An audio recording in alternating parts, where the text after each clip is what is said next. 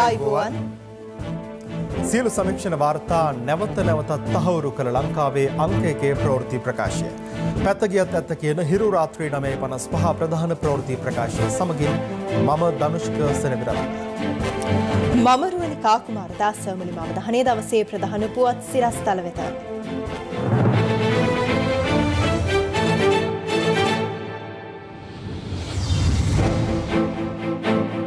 Corona වැළඳුණු මවක් සිව්නිවුන් දරුවන් බිහි කරයි. මව සහ දරුවන් සුවෙන්.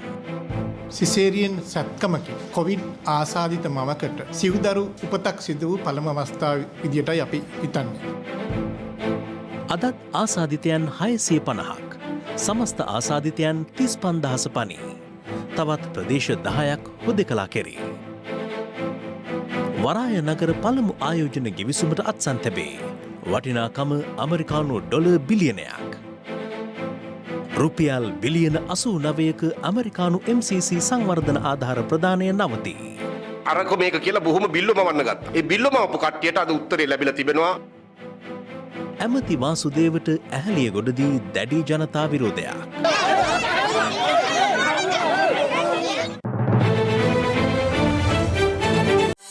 අදම CDB iDeposit ඩිජිටල් ස්ථාවර තැන්පතුවක් කරඹන්න. අකුණු ලකේ නම හොබවන රට පුරාම රසගෙන යන අවුලේ සැවම රස කර කන මාතර ෆ්‍රීල නූඩල්ස් ටේස්ට් එකේ ට්‍රස්ට් එක. මෙරට වෛද්‍ය ඉතිහාසයේ සුවිශේෂී සිදුවීමක්ද සොයිසා කාන්තාර උහලෙන් අද වාර්තා වුණා. ඒ කොවිඩ් ආසාදිත මවක් ප්‍රථම වරට සිසේරියන් සැත්කමක් කරහා සාර්ථකව සිව් නිවුන් දරු උපතක් සිදු කිරීමක් සමගයි. ලොව එවැනි දරු උපතක් සිදු වූ ප්‍රථම අවස්ථාව මේ වනු ඇති බවට කායික රෝග විශේෂඥ වෛද්‍ය ප්‍රියංකර ජයවර්ධන මහතා විශ්වාසය පළ කරනවා. දවසේ පුවත පසුගිය 29 වනදා කුප්පියාවත්ත ප්‍රදේශයේ පදිංචි 25 හැවිරිදි ගර්භණී කාන්තාවක් තම ප්‍රථම දරු ප්‍රසූතිය සඳහා ද සොයිසා කාන්තා රෝහලට ඇතුළත්ව තිබෙනවා. එහිදී සිදු කරන ලද PCR පරීක්ෂණයේදී තහවුරු වන්නේ ඇයට කොවිඩ් ආසාදිත බවටයි. මේ මව වෙන රෝහලකට ට්‍රාන්ස්ෆර් කරන්නේ නැතුව අපේ රෝහලේම තියාගෙන ප්‍රසූතිය සිදු කිරීමට සැලසුම් කරා. මොකද නවජන්ම දැඩි සත්කාර පහසුකම් අපේ රෝහලේදී ලබා දිය යුතුව තිබෙන නිසා. සාමාන්‍යයෙන් සිවුනියුන් දරු උපතක් සිදුවන්නේ ගැප් ගැනීම් ලක්ෂ 6කට එකක අනුපාතයකටයි. සාමාන්‍ය තත්වයකදී සති 40කින් සිදු කරන දරු ප්‍රසූතියන් COVID-19 වැළඳුණු අවස්ථාවකදී සති 34 දක්වා අඩු වෙනවා. නමුත් දරු පැටියන් සිව් දෙනෙකු ගැබ දරා සිටීමේ මවගේ සැත්කම සති 32කින් සිදු කිරීමට තීරණය කෙරුණේ මෙය සුවිශේෂී තත්වයක් ලෙස සැලකමින්. ඇයගේ රුධිරයේ වෙනස්කම් අක්මාවේ වෙනස්කම් නිසා අපට වේලාසනින් ගන්න උනා. අපි හරියටම දන්නේ නැහැ මේ බබාට රුධිරය හරහා ගර්භාෂය රුධිම කොරෝනා වැළඳෙනවද කියලා. දැනට කරන ලද රැපිඩ් ඇන්ටිජන් ටෙස්ට් එකෙන් බබාලා නෙගටිව් කියලා අපිට දැනගන්න ලැබිලා තියෙනවා. ලෝකේ වාර්තා වන සිසේරියන් සැත්කමකින් කොවිඩ් ආසාදිත මවකට සිව්දරු උපතක් සිදු වූ පළමු අවස්ථාව විදියටයි අපි හිතන්නේ. එimhe මවගේ අක්මාවේ තියෙන එන්සයිම් ප්‍රමාණය ඉහළට යන්න පටන් ගත්තා. අපි තහවුරු කරගත්තා මේ liver enzymes ඉහළට යන්නේ කොවිඩ් රෝගය නිසාම බව. දෙවනුව අපට මුහුණ දෙන්න තියච්ච ප්‍රශ්නය තමයි මේ මවගේ රුධිරයේ පට්ටිකා ප්‍රමාණය ක්‍රමයෙන් අඩු වෙන්න පටන් ගත්තා. මෙවැනි අවස්ථාවකදී ක්‍රියා කළ යුත්තේ කුමක්ද කියලා පතපොතවල නැහැ. මොකද මේක පළවෙනි අවස්ථාව. එක බබෙක්ට වඩා ඉන්න වෙලාවට ඒක අවදානම් සහිත ප්‍රෙග්නන්සි එකක්. ඉතින් බබලා 4ක් ඉන්නකොට අවදානම් තත්ත්වය තවත් වැඩි.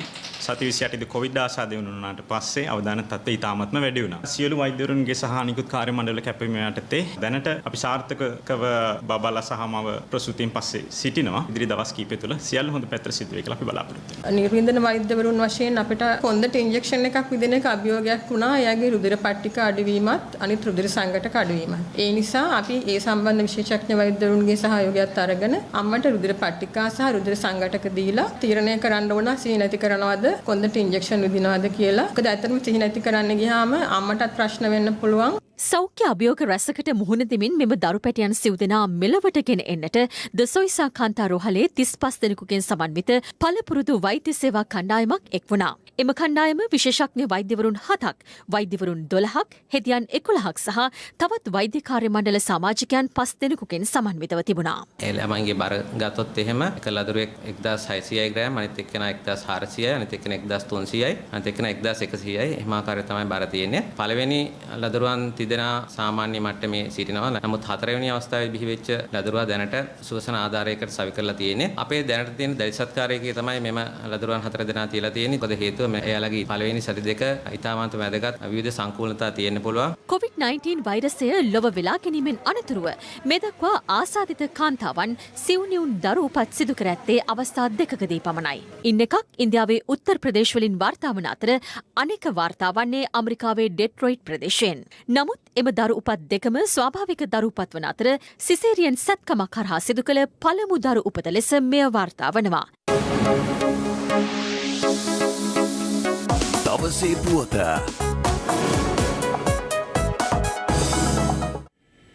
COVID-19 වෛරසයට එරෙහිව නිපද වූ එන්නතක් ලබන පෙබරවාරි වන විට මෙරටට ගෙන්වීමට හැකිවනු ඇති බව ඖෂධ නිෂ්පාදනය සැපයුම් හා නියාමන රාජ්‍ය අමාත්‍ය චන්න ජයසුමන මහතා පවසනවා.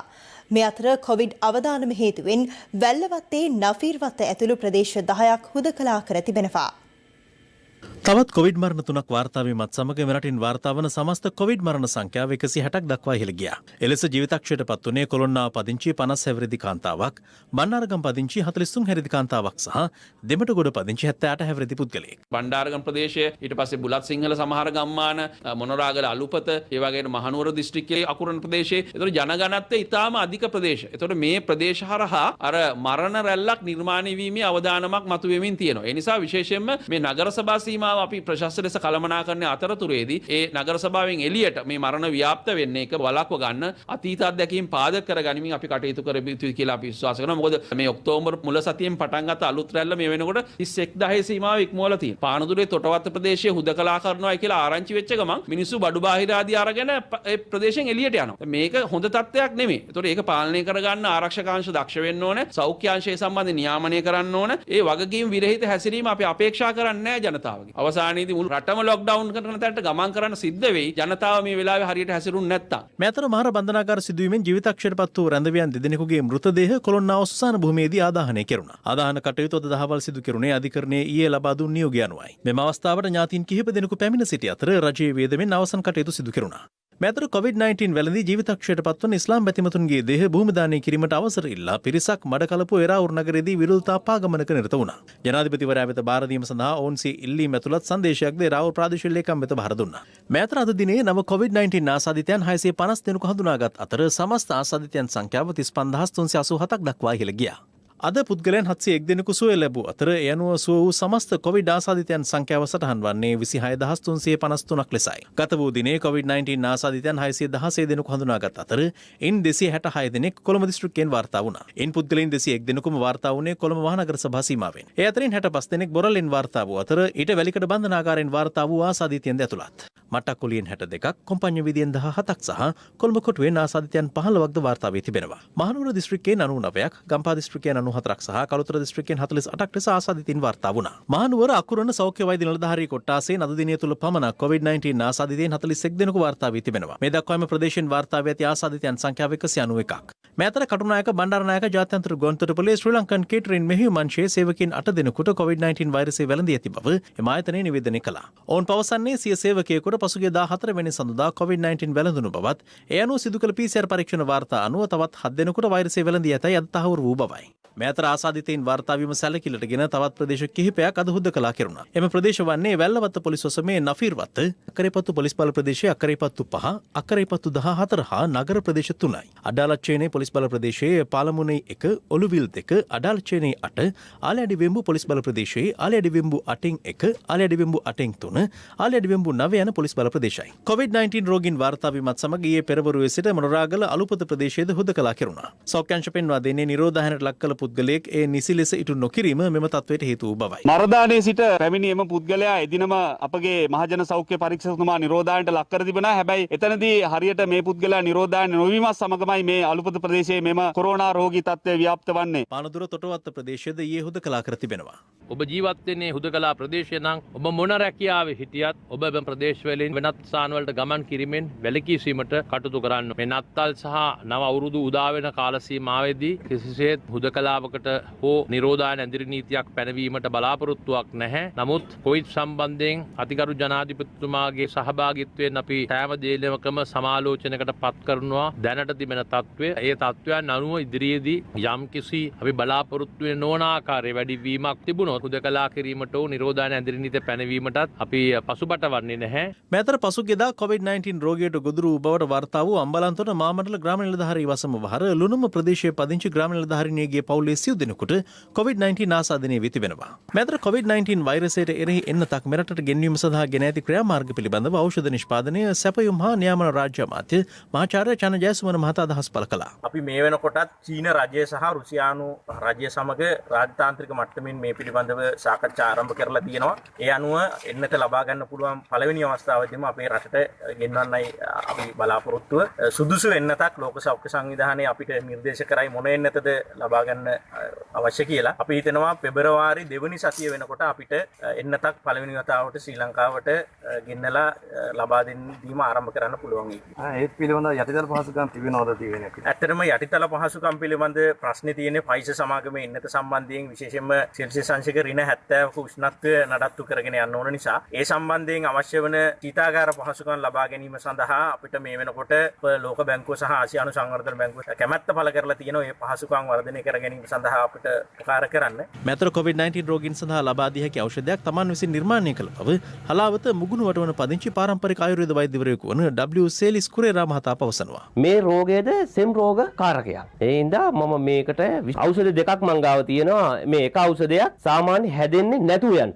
මේ ගෙදර ආපු ගමන් මේ මගේ බේත් කුඩු එකෙන් තේ හැන්දක් පැහෙන උණු වතුරට දැම්මා, දාලා හකලා වහලා තිබ්බා. නිමෙන්න තියලා මීපැණි තේ හැඳි භාගයක් දැම්මා. බිව්වනම් එතනින් මේ වෛරසය නැවත ගෙදර ආයට බෝ වෙන්නේ නැහැ. හැදිච්ච කෙනාට මං ගාව තියෙනවා ඒක මීපැණියෙන් අනලා දිවේ තියන්න තියෙන්නේ පොඩ්ඩක් විතර. ඒක දවසට 3 පාරක් දිවේ තිබ්බනම් ආයේ කොරෝනා රෝගේ නැහැ. මේක මම මගේ පරණ මේ පුස්කොළ පොත් ග්‍රන්ථයට අනුව තමයි මම මේක වෙද කරන්නේ. මම දැන් අභියෝග කරනවා. මමත් බේත් පාවිච්චි කරනවා. පාවිච්චි කළා මං ඔය කොරෝනා වාට්ටුවක මං ඉඳලා පෙන්නන්නම් ගිහිල්ලා. දවස් කීයක් දෙන්න ඕනේ කියන්නකෝ. හැදෙන්නේ නැහැ. මට ඒක 100 200ක් මගේ බේත මට 100 200ක් ෂුවර්. මේ අතර මෙරට කොවිඩ් මර්ධනය සඳහා යුරෝපා සංගමයෙන් රුපියල් මිලියන 457ක් ප්‍රදානය කර තිබෙනවා. යුරෝපා සංගමේ තානාපතිවරයා විසින් එම මුදල සෞඛ්‍ය අමාත්‍යාංශයේදී විශේෂ භාර අමාත්‍ය පවිත්‍ර වන්නාරච්චි මහත්මිය වෙත බහර දෙනු ලැබුවා. මේ අතර COVID-19 වෛරසයේ බිහිවීම සම්බන්ධයෙන් විමර්ශනය කිරීම සඳහා ලෝක සෞඛ්‍ය සංවිධානයේ ජාත්‍යන්තර විශේෂඥයින් 10 දෙනෙකුගෙන් යුත් කණ්ඩායමක් චීනයේ වුහාන් වෙත යොමු කර තිබෙනවා. කෙසේ වෙතත් ඒ සඳහා බීජිං පාලන අධිකාරියේ අවසරය ලෝක සෞඛ්‍ය සංවිධානයට මෙතෙක් හිමි වී නැහැ. මේ අතර ප්‍රංශ ජනාධිපති එම්මැනුවල් මැක්‍රෝන් COVID-19 ආසාදිත බවට අද හඳුනා ගැනුණා. විදේශ මාධ්‍ය වාර්තා කළේ ජනාධිපතිවරයා අනිවාර්ය නිරෝධානයට යොමු කර ඇති බවයි.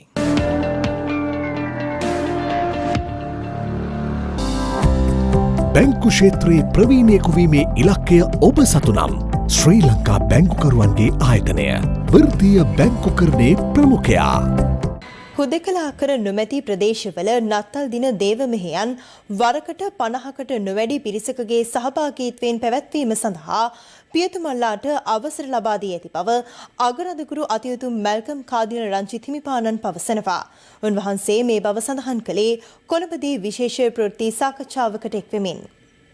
මේ අවුරුද්දේ අපි ආගමික පිළිවෙත්වලට පමණයි මුල් තැන දෙන්නේ නත්තල් උත්සවයේදී. මම ජනතාවගෙන් විශේෂයෙන් ඉල්ලා සිටිනවා කොළඹට ඇතුළු වන එක කොළඹ සිට වෙන පළාත්වලට යන එක හැකිතාක් දුරට සීමා කරන්න කියලා. ලයිස්තු හරිගස්සලා පවුලේ එක එක අයට තෑගි දෙන්න මේවා අරගන්න සාප්පු සවාරි යන එකත් අඩු කරගන්න උත්සාහ කරන්න. හුදකලා කර නැති ප්‍රදේශවල වරකට 50ට නොවැඩි පිරිසක් සමග නත්තල් දේව මෙහෙය නිරෝධායන නීති රීති වලට අනුව සිදු කිරීමට පියතුමන්ලාට අවසර දීලා තියෙනවා. නත්තල් රාත්‍රියේ මධ්‍යම රාත්‍රී දේව මෙහෙය දෙසැම්බර් මාස 24 වෙනිදා සවස 6 සිට පැයෙන් පැයට සුළු පිරිසකට පමණක් පවත්වමින් මේ වැඩපිළිවෙලට සහයෝගය දෙන්න ලෙස මම බස්නාහිර පළාතේ එනම් කොළඹ අගරාදුගුරු පදවියේ සිටින කතෝලික පියතුමන්ලාට උපදෙස් දීලා තියෙනවා. මධ්‍යම රාත්‍රී නත්තල් දේව මෙහෙයන් සිංහල දෙමළ ඉංග්‍රීසි සහ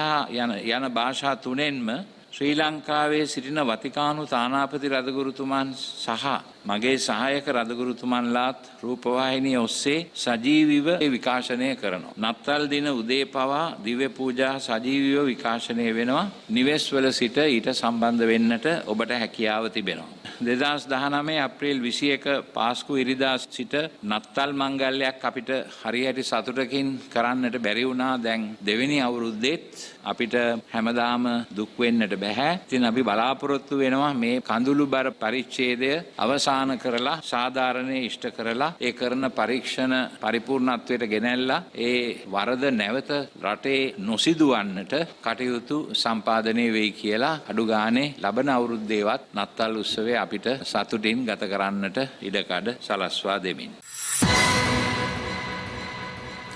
ශ්‍රී ලංකාවට ලබා දීමට යෝජනා වී තිබූ සංවර්ධන ආධාර ප්‍රදානය නැවැත්වීමට MCC හෙවත් මිලේනියම් චැලෙන්ජ් කෝපරේෂන් අධ්‍යක්ෂ මණ්ඩලය තීරණය කර තිබෙනවා. මෙරට ඇමරිකානු තානාපති කාර්යාලයේ නිවේදනයක් නිකුත් කරමින් සඳහන් කළේ හවුල්කාර රටේ සම්බන්ධ වීම අඩු බව හේතුවෙන් මෙම තීරණය ගෙන ඇති බවයි. මිලේනියම් චැලෙන්ජ් කෝපරේෂන් හෙවත් MCC පාලක මණ්ඩල රැස්වීම වොෂින්ටනයේදී ඊයේ පැවැත්වුණා. ඉන් අනතුරුව අධ්‍යක්ෂ මණ්ඩලය නිකුත් කළ නිවේදනයේ දැක්වුණේ ශ්‍රී ලංකාව සමග යෝජිත සංයුක්ත වැඩසටහන තවදුරටත් ඉදිරියට රැගෙන නොයන බවයි. මිලේනියම් චැලෙන්ජ් කෝපරේෂන් ගිවිසුම හරහා නැවත අය කරගනු නොලබන ආධාරයක් ලෙස ශ්‍රී ලංකාවට ඇමරිකානු ඩොලර් මිලියන 480ක් හෙවත් මෙරට මුදලින් රුපියල් බිලියන 89ක් සැපයීමට නියමිතව තිබුණා. ඉන් මෙරට ප්‍රවාහන ව්‍යාපෘතිය සඳහා ඇමරිකානු ඩොලර් මිලියන 350ක්ද, ඉඩම් ව්‍යාපෘතිය සඳහා ඇමරිකානු ඩොලර් මිලියන 67.3ක්ද, ව්‍යාපෘති පරිපාලනය හා අධීක්ෂණය සඳහා ඇමරිකානු ඩොලර් මිලියන 62.7ක්ද යෝජනා වී තිබුණා. වසර 5ක කාලයකට එම ගිවිසුම බලපැවැත්වෙනවා. MCC ප්‍රදානය හරහා මධ්‍යම වටරවුම් මාර්ග ජාලයට ඇතුළත් ප්‍රදේශවල මාර්ග නවීකරණය, මාර්ග තදබදය කළමනාකරණය, පොදු බස් රථ සේවාව නවීකරණය, මාර්ග තදබදය පාලනය සඳහා ප්‍රවාහන කළමනාකරණ කාර්යාලයක් පිහිටුවීම ආදී කාර්යයන් සිදු කිරීමට නියමිතව තිබුණා. දෙවන ව්‍යාපෘතිය යටතේ යෝජනා වී තිබුණේ ඉඩම් ව්‍යාපෘතියක් ලෙස තෝරාගත් දිස්ත්‍රික්ක 12ක රජයට අයත් සහ අයිතිකරුවන් සිටින ඉඩම්වල නිසි ඔප්පුවක් නොමැතිව බලපත්‍ර මගින් ඉඩම් අයිතිය ලබාගෙන සිටින පුද්ගලයන්ට එම ඉඩම් මැන නිසි ඔප්පු ලබා දීම සහ ඉඩම් ඔප්පු ඩිජිටල් කරණය හරහා වාර්තා පවත්වාගෙන යමයි. ගිවිසුම් ගතවන ආධාර ප්‍රදානය ලබා දීම සඳහා නිර්ණායක කිහිපයක්ද සලකා බැලෙන අතර ඒ අතරට ආර්ථික නිදහස, සාධාරණ පාලනය, මහජනතාව වෙනුවෙන් කරන ආයෝජන ආදී ඇතුළත් වුණා. කෙසේ වෙතත් වර්තමාන රජයේ බලයට පත්වීමත් සමග MCC ව්‍යාපෘතිය සමාලෝචනය කර වාර්තාවක් ඉදිරිපත් කිරීමට ජනාධිපති ගෝඨාභය රාජපක්ෂ මහතා පසුගිය ජනවාරි 1 වෙනි දින සිව් පුද්ගල කමිටුවක් පත් කළා. එම කමිටුවේ වාර්තාව ජනාධිපතිවරයා වෙත බහර දුන්නේ පසුගිය ජූනි මාසයේදී. අද මෙරට පිහිටි එක්සත් ජනපද තානාපති කාර්යාලයේ නිවේදනයක් නිකුත් කරමින් සඳහන් කළේ හවුල්කාර රටේ සම්බන්ධ වීම අඩු බව හේතුවෙන් ශ්‍රී ලංකාවට ලබා දීම යෝජනා වී තිබුණු MCC සංවර්ධන ණය ප්‍රදානය අත්හිටුවීමට එම අධ්‍යක්ෂ මණ්ඩලය පසුගිය 15 වෙනිදා තීරණය කර ඇති බවයි. ශ්‍රී ලංකාවට අනුමත කර තිබූ එම මුදල් ප්‍රදාන අවශ්‍ය කර තිබෙන සුදුසුකම් සහිත වෙනත් රටවලට ලබාගත හැකි වනු ඇති බවද එම නිවේදනයේ වැඩිදුරටත් සඳහන්. එය අනුව ඉදිරි 5 වසර සඳහා සිය ආධාර වැඩසටහන සඳහා MCC අධ්‍යක්ෂ මණ්ඩලය සියරා ලියෝන් සහ කිරිබති රාජ්‍යයන් තෝරාගෙන තිබෙනවා. දැන් අන්තිමට මේ නටලා ලංකාවට ප්‍රධානයක් ලබා ගන්න තිබුණු අවස්ථාව අද නැති කරලා තියෙනවා. අපි ලෝකයාගෙන් ඒ අවශ්‍ය සහාය ලබාගෙන මේ රට කොහොමද සංවර්ධනය කරන්න කියන අභියෝගය මැද අපි මේ අවස්ථාවේදී ඉන්නේ. අර කවුද නම් ඒ වෙලාවෙත් කිව්වා ඇමරිකානු රාජ්‍ය ලේකම්තුමා එන්නෙම මේක මං කරන්නයි කියලා. ඒ මිලියන 450ද බිලියන 450ද කියන එක නෙමෙයි වටින්නේ. රටට අහිතකර කිසිම දෙයකට අපි එකඟ නොවෙනවයි කියන ස්ථාවරයේ අපි ඉන්නේ. අපි ගත්ත ස්ථාවරයේ කිසිම වෙනසක් නෑ අද. හෙටත් ඒ ස්ථාවරයෙන්ම තමයි. එවැනි ස්ථාවරයන් වෙනස් කර යන ගමනක් යන්නේ නැහැ අපේ ආණ්ඩුව. අපේ MCC ගිවිසුම සම්බන්ධයෙන් අපේ මතයක් අපි ප්‍රකාශ කරේ. මතය අපි ඉන්නවා. ඒ හින්දා අද ඇමරිකානු ආණ්ඩුවත් MCC ගිවිසුම පිළිබඳව අපේ මතය පිළිඅරන් තියෙනවා. අපේ රජය ගෝඨාභය රාජපක්ෂ ජනාධිපතිතුමන් ඉතා පැහැදිලිව මේ රටට හතුරු ජාත්‍යන්තර ගිවිසුම් වලට එළඹෙන්නේ නැහැ කියන සහතිකය මේ රටට දුන්නා. ඒ සහතිකය අනුව කටයුතු කරලා තිබෙනවා. ඒ නිසා මිලේනියම් චැලෙන්ජ් කෝපරේෂන් ඒ ක්‍රියාන්විතය දියේලි කිරීමට ඇමරිකා එක්සත් ජනපදයේ ගත්තු තීන්දුව දැන් ආපසු අකුලගෙන තියෙනවා. රනිල් වික්‍රමසිංහගේ කාලේ අරලියගහ මන්දිරය ඇතුලේ මිලේනියම් චැලෙන්ජ් කෝපරේෂන් ක්‍රියාත්මක වෙනකොට කට පියාගෙන හිටපු දේශපාලන රතු කමිසධාරී තොත්ත බබ්බු පහුගිය කාලේ අපේ ආණ්ඩුව ආවම ඔන්න මිලේනියම් චැලෙන්ජ් කෝපරේෂන් අස්සම් කරන්න යනවෝ අරක මේක කියලා බොහොම බිල්ලම වන්න ගත්තා. ඒ බිල්ලම අපු කට්ටියට අද උත්තරේ ලැබිලා තිබෙනවා මේ ලැබිච්ච ප්‍රවෘත්තිය තුලින්. දැන් ඒගොල්ලෝ පෝස්ටරයක් ගහයි මිලේනියම් චැලෙන්ජ් කෝපරේෂන් එකෙන් ලැබෙන්න තිබිච්ච ප්‍රතිපාදන නොලැබීම ඊටාම බරපතල ප්‍රශ්නයක් කියලා මේ පියවරත් හෙලා දකිවි. ඒක තමයි ඒගොල්ලෝගේ පුරුද්ද. මේ ආණ්ඩුව බලයට නාවන මේ වෙනකොට ඇමරිකානු කොලොනියක් බවට මේ රට පත්වීම පටන් ගන්නවා. නව රජයේ බලයට පත්වීමෙන් ඒ තත්වයෙන් බේරෙන්න පුළුවන් වුණා. ඒක මේ රටේ ප්‍රගතිශීලී පොදු ජනතාව ලැබපු ජයග්‍රහණයක්. ඇහැලියගොඩ ප්‍රදේශයේ නව ජල ව්‍යාපෘතියක් ආරම්භ කිරීමට පැමිණි අමාත්‍ය වාසුදේව නානායක්කාර මහතාට ප්‍රදේශවාසීන්ගෙන් දැඩි විරෝධයක් එල්ල වුණා. එම නව ජල ව්‍යාපෘතියෙන් තම ගම්මානයට ජල සැපයීම නොලැබෙන බවට චෝදනා කරමින් රුපියල් මිලියන 8ක වියදමකින් ඇහැලියගොඩ තලාවිටිය වලවත්ත ප්‍රදේශය සඳහා යෝජිත නව ජල ව්‍යාපෘතිය ආරම්භ කිරීමට පැමිණි ජල සම්පාදන අමාත්‍ය වාසුදේව නානායක්කාර මහතා එම ස්ථානයට ගමන් ගන්නා මාර්ගය සම්පූර්ණයෙන් අවහිර කිරීමට ප්‍රදේශවාසීන් කටයුතු කළා. මෙම සිද්ධිය දුටු අමාත්‍යවරයා වහාම තම රථයෙන් බැස විරෝධතාවයේ නිරත ප්‍රදේශවාසීන් නොතකමින් එම ස්ථානයේ පසු කිරීමට උත්සාහ කිරීමත් සමග ඇති වූයේ උණුසුම් තත්ත්වයක්.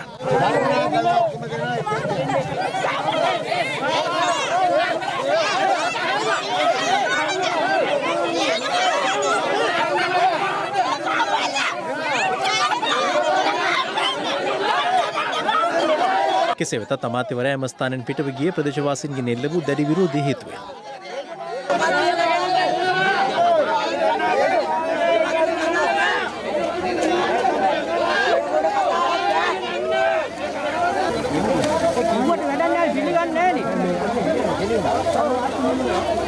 අනතුරුව අමාත්‍ය වාසුදේව නානායක්කාර මහතාගේ සම්බන්ධීකරණ ලේකම් නමින්ද අනුරප්‍රිය මහතා විරෝධතාවයේ නිරත ප්‍රදේශවාසීන් සමග සාකච්ඡා කිරීමේ අරමුණින් එම ස්ථානයට පැමිණීමත් සමග ඇති වූ උණුසුම් තත්ත්වය පාලනය කිරීමට පොලිසියද මැදිහත් වුණා.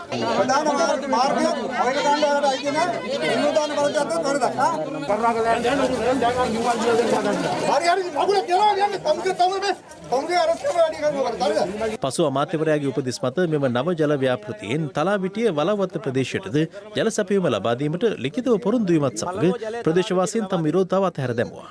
මම තව විනාඩි 10ක් විතරද මේ ලියුම ටයිප් කරලා මේක දැන් දෙනවා. මචං විනාඩි 5 ලියුම එන අපට විශ්වාස කරන්නකෝ.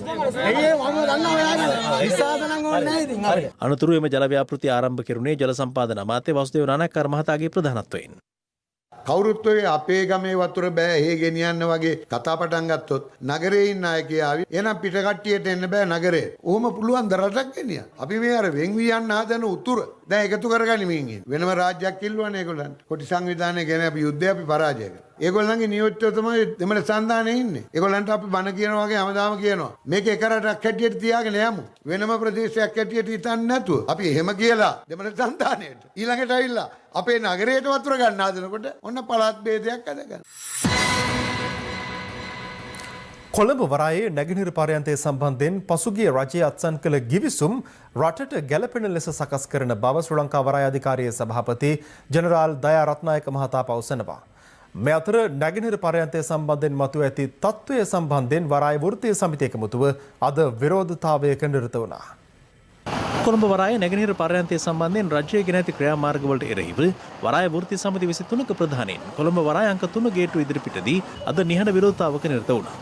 රජයේ සූදානම් නම් මේ මාතෘ භූමියේ වටිනම සම්පත රකින්න ධර්මීය 500ක් ආයෝජනය කරන්න බැරි ව්‍යවසායකයෙක් මේ රටේ හොයාගෙන නැද්ද? අපේ පඩිපතෙන් හරි එකතු කරලා අපි මේ නැගෙනහිර පර්යන්තය ශ්‍රී ලංකා වරාධිකාරිය හරහා කරන්න අවශ්‍ය සල්ලි ටික හොයලා දෙන්නම්. මේ කිවිසුම් බහ හොසි කරන්න. දැන් සමහර කතාවක් කියන හම්බන්තොට වරාය 99කට දුන්න නිසා චීනට දෙන්න වෙනවා කියලා. හම්බන්තොට වරාය 99කට චීනට දීලා ඒක යහපාලන රජය කරපු මරිමෝන වැඩක්. ඊට පස්සේ මේ රජයෙන් සූදානම් වෙන්නේ නැගෙනහිර පර්යන්තය ඉන්දියාවට දෙන්න නම්. ඒක ඊට වඩා හරක්කඩ. ඉන්දියාවට මොනවා හරි වැදගත් දෙයක් මේක දෙන්න ඕන නම් දෙන්න පාර්ලිමේන්තුව. විශේෂ ඇමතිවරයා විදිහට ඔබතුමා අද දක්වා වෘත්තීය සමිතිවල සාකච්ඡාවක් දීලා නැහැ. සාකච්ඡාවක් දෙන්න අපිට. අපි පෙන්නලා දෙන්නම් නැගෙනහිර පර්යන්තය කොහොමද හදන්නේ කියලා. ඇමතිතුමනි වහාම මේ කැබිනට් පත්‍රිකාව අවශ්‍ය කරන්න. එහෙම නැති වුණොත් අපි සූදානම් අද සිට මේ සටන ජාතික සටනක් කරන්න. මතුව ඇති තත්ත්වය සම්බන්ධයෙන් කරුණු පැහැදිලි කිරීමට ශ්‍රී ලංකා වරාය අධිකාරියේ සභාපති ජෙනරාල් දයා රත්නායක මහතා ප්‍රවෘත්ති සාකච්ඡාවක් ඇඳවා තිබුණා. මෙය කිසිසේත්ම විකිණීමක් කියන එකක් නම් අපි අහලා නැහැ. නමුත් හිටපු රජය විසින් අවබෝධතා ගිවිසුමක් අත්සන් කරලා තියෙනවා ඉන්දියාව සහ ජපානය සමග. දැන් අපට ඒ වගේ එකපාරම ඉවත් වෙන්නට බෑ. ජාත්‍යන්තර නීති රීති වලට අනුකූලව අපි අත්සන් කරපු අවබෝධතා ගිවිසුම් නැවත සාකච්ඡා කරලා අධ්‍යයනය කරලා රජයට කටයුතු ඉදිරිපත් කිරීම සඳහා තමයි දැනට පැවරලා තියෙන රාජකාරිය. යම් සහතිකයක් දෙන්න පුළුවන් ද කිසිසේත්ම මේ වෙනත් රටකට සම්පූර්ණයෙන් පැවරීමක් හෝ විකිණීමක් සිද්ධ වෙන්නේ නැහැ කියන කාරණේ. එහෙම දෙයක් නැහැ. මේ රජයේ ප්‍රතිපත්තියේ දේවල් විකිණීම නෙමෙයි. පසුගිය යහපාලන රජයේ සමයේ ඇතැම් දේශපාලනඥයින් අපරාධ පරීක්ෂණ දෙපාර්තමේන්තු නිලධාරීන් හා එක්ව සිදු කළ දේශපාලන දඩයම් පිළිබඳව අදත් විවිධ අදහස් පළ වුණා.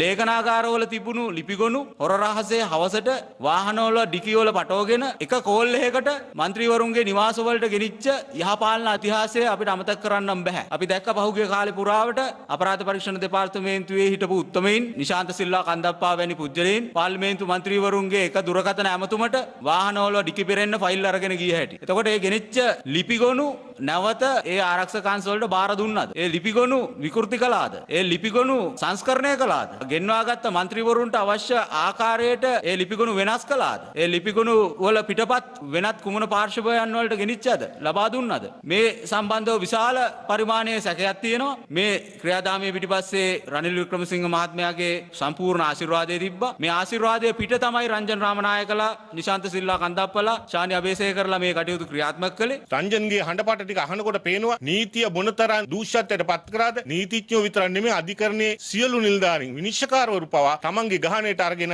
ඔවුන්ට බලපෑම් කරපු බව පහුගිය කාලේ ශානි අබේසේකරලා ගැන කතා කරා. මේ යහපාලනයේ කට්ටිය ඒ අය වෙනුවෙන් කිඹුල් කඳුළු හැලුවා. හැබැයි ශානිලා තමයි රනිල් වික්‍රමසිංහට ඕන වැඩ කටයුතු කරේ. ඒ ශානිම තමයි පහුගිය කාලේ රංජන්ගේ ගෙදර ගිහිල්ලා වළං හොදන්න සූදානම් වුණේ. ඒ ශානිම තමයි නීතිය නමලා දුමින්ද සිල්වා මහත්තයා වැනි හිටපු മന്ത്രിවරු ඇතුළු යම් කණ්ඩායම් ඉරගෙවල් වල හිටියේ ඒ ශානිලා දාපු නඩු කටයුතු නිසා. ඒ නිසා අපි පැහැදිලිවම කියනවා නීතිය නමලා කටයුතු කළේ නීතියේ උත්තරීතරභාවය ගෞරවය නැති කරන්න නැති කරේ යහපාලනයේ හිටපු අය අද සමගි බලවේගයේ ඉන්න අය. පැහැදිලිවම සජිත්ලාගේ ආණ්ඩු සිදු කරේ දේශපාලන දඩයම් කරන එක. ඒක නිසා මේ දැන් ක්‍රියාත්මකනේ සැබෑ ලෙසම නීතිය ක්‍රියාත්මක කරන ඒ නීතිය ක්‍රියාත්මක වෙනකොට පුංචි කාල පරිච්ඡේදයක් යයි. ඒ කාලයත් එක්ක ඉතාමත්ම නිවැරදි තීන්දුව తీරන රජයක් හැටියට ගන්නවා. ඉතින් ඒක නිසා අපි පැහැදිලිවම කියනවා කාගේවත් පරිගැනීම් වලට දේශපාලන වශයෙන් අපි සම්බන්ධ වෙන්නේත් නැහැ. අපේ ආණ්ඩුව එවැනි දේවල් ක්‍රියාත්මක කරන්නේත් නැහැ කියලා. මේ ආණ්ඩුවට නඩු කල් දා ගන්නවත් නඩු යට ගහ ගන්නවත් උවමනා නැහැ. දැන් අපිටත් නඩුවක් තියෙනවානේ. දැන් අපිත් දින 30ක් මාසයක් රක්ෂිත වන්දනාගාරගත වෙලා හිටියා. දැන් අපි ඉල්ලනවා අපිට නඩු දාන්න කියලා. නඩු දාන්න බෑ. ඇයි? ශානි අබේසේකරලා, රාජිතලා, චම්පිකලා, රනිල්ලා මේ ඔක්කොම එකතු වෙලා අපිව බොරුවට ගිහින් දැම්මා. බී රිපෝට්ස් වලින් දැම්මා. දැන් බී රිපෝට් එක නඩුවක් බවට පත් කරගන්න බෑ. මේ ආණ්ඩුවට රෝගයක් නැහැ,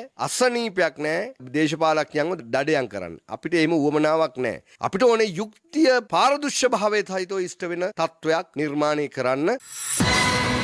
දවස් 30ක්ම අන්ලිමිටඩ් Netflix බලන්න. අන්ලිමිටඩ් data pack එකක් මුළු පවුලටම අන්ලිමිටඩ් ෆන් එකක් අරගන්න.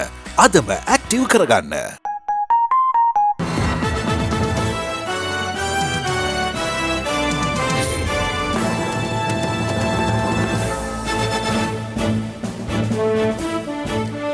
රටදෑ වෙනුවෙන් පාලකයන් කැපකිරීම් කළ යුතු කාලය පැමිණ ඇතැයි විපක්ෂ නායක සජිත් ප්‍රේමදාස මහතා පවසනවා. විපක්ෂ නායක කාර්යාලයේ අද පැවති ප්‍රවෘත්ති සාකච්ඡාවේදී ඔහු මේ බව සඳහන් කළා. මේ අතර උදාවන නත්තල වෙනුවෙන් නත්තල් උත්සවයක් විපක්ෂ නායක කාර්යාලයේදී පැවැත්වුණා. එළඹෙන නත්තල් දිනයට සමගාමීව විපක්ෂ නායක කාර්යාලයේදී ඊයේ පැවති නත්තල් උත්සවයට සමගි ජනබලවේගයේ නියෝජනය කරන පාර්ලිමේන්තු මන්ත්‍රීවරුන් එක්ව සිටියා. මෙහිදී නත්තල් කැරොල් ගායනයක් ඇතුළුව තවත් අංග කිහිපයක්ම සංවිධානය කර තිබුණා.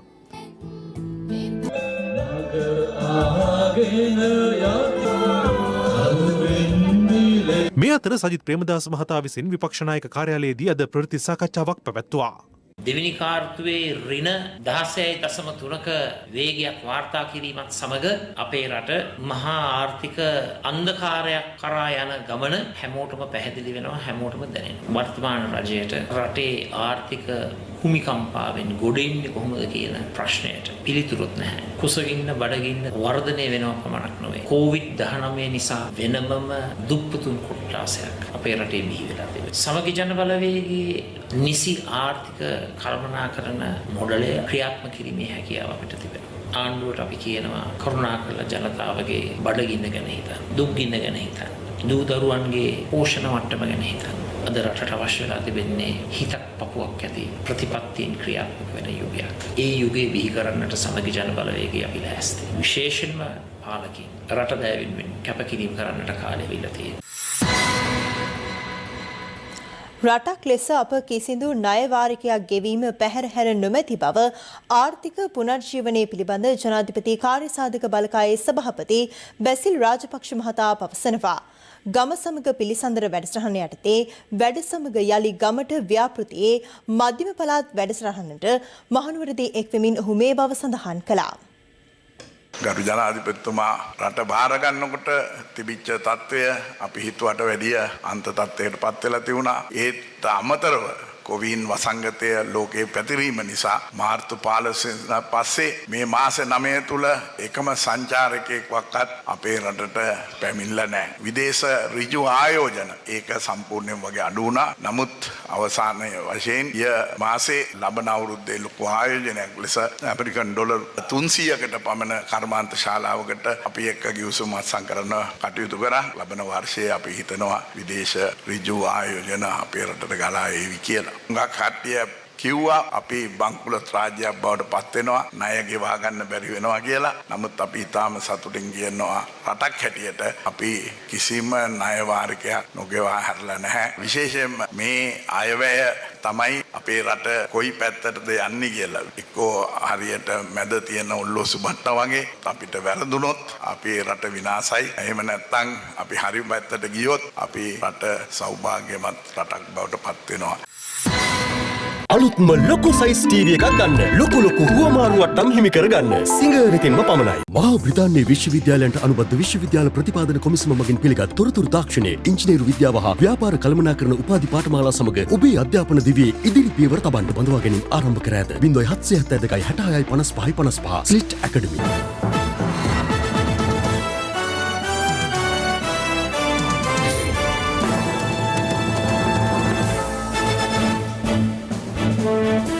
රාජ්‍ය බුද්ධි සේවයේ හිටපු අධ්‍යක්ෂ නිලන්ත ජයවර්ධන මහතා සිය පෞද්ගලික ජංගම දුරකථනය හා ලැප්ටොප් පරිගණකය විමර්ශනයේ සඳහා ලබා දී ඇත්තේ යලි උත්පාදනය කළ නොහැකි ආකාරයට දත්ත මකා දමා බව අනාවරණය වුණා.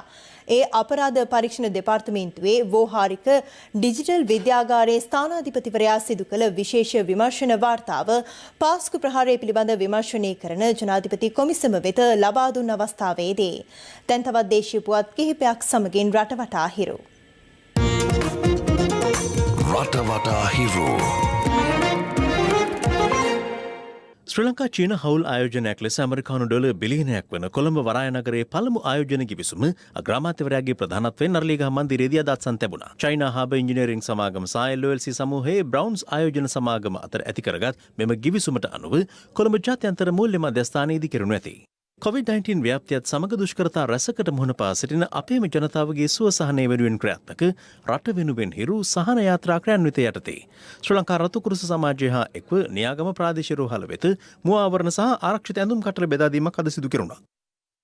චීනයේ නානයනය කළ මිනිස් පරිභෝජනයට නුසුදුසු ආසනික් අඩංගු ටින් මාළු කන්ටේනර් 48ක් ප්‍රති අපනයනය කිරීමට ශ්‍රී ලංකා රේගුව පියවරගෙන තිබෙනවා. මෙට්‍රික් ටොන් 768ක බරකින් සහ රුපියල් මිලියන 384ක වටිනාකමකින් යුත් එම ටින් මාළු තොගය ප්‍රමිතියෙන් තොර බවට ප්‍රමිති ආයතනය මගින් තහවුරු කර තිබෙනවා. අධ්‍යාපන විද්‍යාපීඨ ගුරු ඩිප්ලෝමා ධාරීන්ට පත්තුන් ලබා දීමේදී සිදු අක්‍රමිකතාවලට විරෝධය පළ කරමින් අසාධාරණයට ලක් වූ ගුරු ඩිප්ලෝමා ධාරීන් පිරිසක් බත්තරමුල්ලේ අධ්‍යාපන අමාත්‍යාංශයේ ඉදිරිපිට අද විරෝධතාවක නිරත වුණා. ඇතැමුන් සිදු කරන නීති විරෝධී දිහිවර කටයුතු හේතුවෙන් තම මත්ස්‍ය අස්වැන්න අඩුවන බව පවසා අහුන්ගල්ල වතුරේගම ප්‍රදේශයේ මාගල් දීවරයින් පිරිසක් අහුන්ගල්ල පොලිසිය අසල විරෝධතාවක නිරත වුණා. රටවටා හිරු. හිරු රාත්‍රී 9:55 ප්‍රධාන ප්‍රවෘත්ති ප්‍රකාශය මිනිමවට පත්වනවා. පැත්ත නොගත් ඇති දැනගැනීමේ අයිතිය තවදුරටත් තහවුරු කරගන්න තිරේ දෙස්වන පරිදි ඔබගේ ජංගම දුරකථන ජාලයට අනුව හිරු SMS ප්‍රවෘත්ති සේවාව සක්‍රිය කරගන්න. අපේ අදතම වන්නේ හෙට 11:55 මධ්‍යහන ප්‍රවෘත්ති ප්‍රකාශය සමග. සුබ රාත්‍රියක්.